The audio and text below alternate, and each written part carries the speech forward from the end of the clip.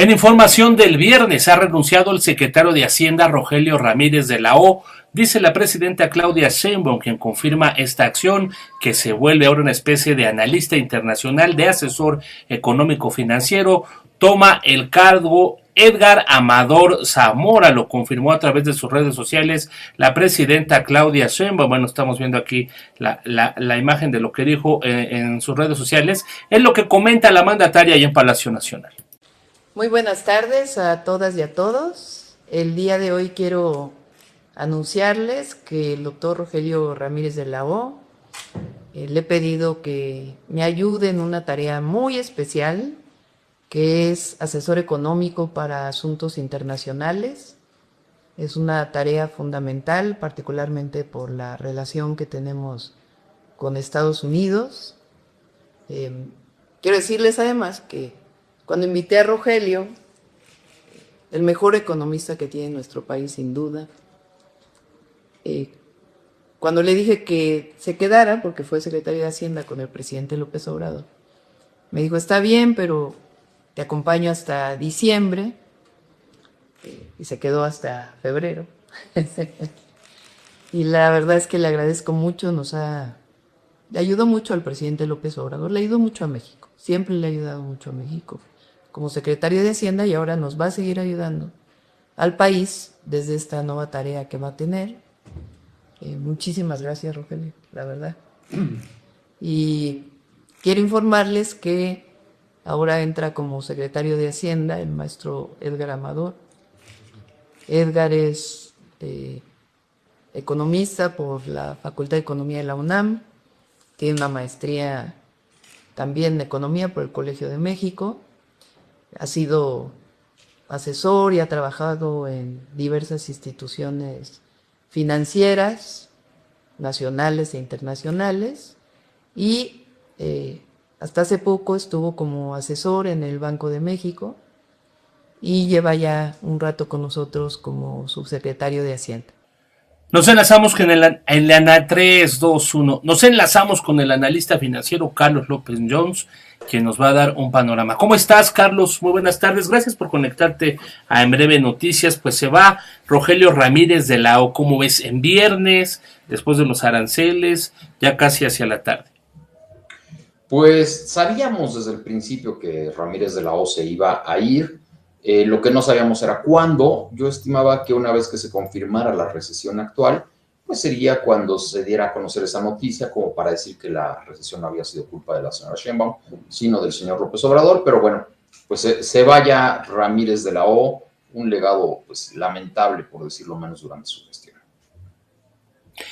Bueno, tú como analista financiero, pues cómo deja estos primeros, me parece que son 160, 170 días de la administración nueva de Claudia Sheinbaum, ¿no? Él viene, como dices, de una continuación. Ya había anunciado que se iba entrando el año, pero en estos momentos tan cruciales, cuando estamos viendo la relación casi rota con Estados Unidos, en este amago de que si los aranceles van, que no van, que sí van, que llega o no llega el nearshoring. Pues mira, yo te diría que la labor del secretario de Hacienda Ramírez de la O empezó antes, en noviembre del año pasado, cuando presentaron los criterios de política económica para 2025. Es decir, él hizo el paquete que en este momento se está llevando a cabo. Hay que recordar que Ramírez de la O fue el que permitió que el país se endeudara en 2 billones de pesos adicionales en 2024. Ese es un crecimiento histórico, nunca habíamos visto una deuda tan alta para un solo año. Fue a petición del presidente López Obrador, quien pues necesitaba dinero para el año electoral 2024, ¿no?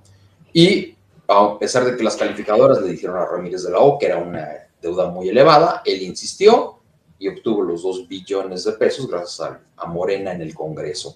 ¿Cuál fue la situación después? Bueno, pues que en 2025 hubo que recortar esa deuda a 1.3 billones de pesos, pero el costo financiero de la deuda anterior ya es de 1.6 billones de pesos, entonces faltan 300 mil millones de pesos que en este momento se están recortando a educación, a salud, a ciencia, a seguridad, etcétera, etcétera. Entonces un menor gasto del gobierno pues provoca una recesión en el país producto de esta situación.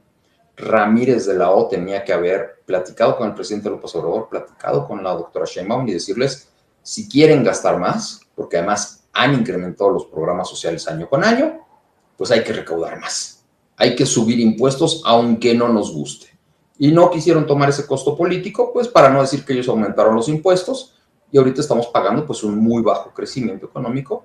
Ya Banco de México dice que será de 0,8, yo lo estoy viendo pues en 0%, aún sin aranceles. Ya si nos ponen aranceles, bueno, pues será una caída mucho mayor la que tendremos en los próximos meses de este año. Es lo que decía Banamex ayer, ayer o antier me parece, crecimiento nulo a pesar de que se cancelen los aranceles, están proyectando ya una tasa de crecimiento cero por lo complicado, por la desaceleración que vienen también en otras partes. ¿Cómo ves y cómo ves la llegada de Edgar Amador Zamora? ¿Cuáles serían sus retos? ¿Cuáles serían sus desafíos? Bueno, el primer reto que va a tener Edgar Amador es que en ese paquete que le dejó Ramírez de la O, dijo dos cosas importantes. Uno, que la economía iba a crecer 3% este año, ya ningún analista lo está viendo ahí, y entonces la recaudación crecería 3% este año. Pues eso tampoco va a suceder, porque si la economía no crece, la recaudación no crece. Entonces, Edgar lo primero que tiene que hacer es ir pensando qué puede recortar en el presupuesto en los próximos meses, porque en este discurso que da junto con la presidenta Sheinbaum, se compromete a tener finanzas sanas, esto es, que el gasto no va a ser mayor a lo ya previsto o que no pedirá más deuda adicional, ¿no? Ese es el primer paso. El segundo paso es, tiene que hablar con las calificadoras para tratar de que no nos bajen la calificación, porque como hicimos cuentas alegres en 2024, el señor Ramírez de la O, que ya se va, pues ahora esas cuentas alegres eran para evitar que nos bajaran la calificación. Y ahora que conocemos ya las cifras reales, pues nos damos cuenta que hizo cuentas alegres, ya lo sabíamos, y las calificadoras nos podrían bajar la calificación. Entonces, ¿qué va a hacer el señor Edgar Amador para prometerle a las calificadoras que México no se va a exceder en sus márgenes de pago? En este momento, como te platicaba, más o menos la recaudación anda en 4.85 billones de pesos y ya el costo financiero es de 1.6 billones de pesos. De cada peso que recauda el gobierno mexicano en IVA, en IEPS, en ISR, 30 centavos ya se están yendo al pago de la deuda. Entonces las calificadoras dicen aguas. Endeudadísimos, ¿no? ¿Viene una recesión? ¿Qué opinas tú? Es la pregunta, sí. Una de las preguntas del año. ¿Viene una recesión, Carlos? Sí, desde octubre del año pasado te dije que este año íbamos a estar en recesión y sí. Yo creo que fue el único que el año pasado dijo vamos a una recesión, pero pues creo que soy el único que sabe sumar y contar en todo el sistema financiero, mano, porque pues era más que obvio. Te doy datos que ya nos mandan a recesión en este momento. En 2019, último año en recesión, en el IMSS se crearon 239,000 empleos. La última cifra de febrero es que en los últimos 12 meses se han creado 180,000. Entonces, ya tan solo por tema de consumo, que es el mayor ingrediente del PIB, ya estamos en recesión en este momento.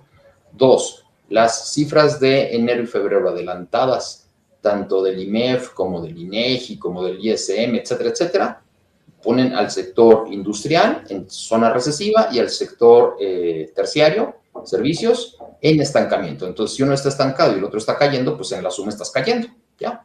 No hay de otra. Y hay que recordar, eso es muy importante para el auditorio, que una recesión es cuando sumas 2 trimestres consecutivos en caída. Y ya tuvimos un primer trimestre consecutivo con negativo, que fue el último trimestre del año pasado, el primero de Claudia Sheinbaum, menos 0,6, y probablemente vamos a andar en menos 0,8, menos 0,9 para el primer trimestre de este año, dadas lo que ya conocemos en este momento. Y eso es producto no de Trump, de muy malas decisiones que ha tomado este gobierno, básicamente la reforma al Poder Judicial y por otro lado haber desaparecido los órganos constitucionales que permitían o que le daban certeza jurídica a los inversionistas nacionales y extranjeros para invertir en México. No hay certeza, no hay inversiones. Los llamados órganos autónomos. Pues muchas gracias, Carlos López Jones, director de tendencias.com.mx. Es un rockstar de las finanzas, búsquelo en Twitter, bueno, en X, búsquelo en X y por supuesto léalo en tendencias.com.mx. Un abrazo fuerte, Carlos, muchas gracias. Gracias a ti, Manuel, a tus órdenes.